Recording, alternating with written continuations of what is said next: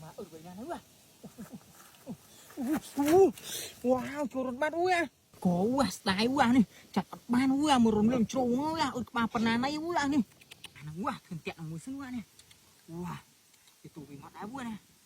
Tạo được phần này ha ui à. Này, lười ngọt đá ui à. Tạo được phần này ui à. Này, bỏ này mùi xương này.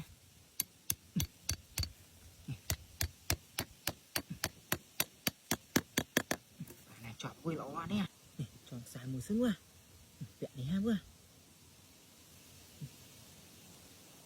Này ha. Bài này ui à. Bỏ này sân à.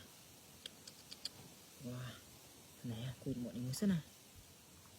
Này, cụt sân quá. Wow, này quá. Một rồng này móng quá, ngộ nè. Wow, tại vì chừng nó đang chọp quá này. Wow, luồng móng quá nè quá. Ê má quá.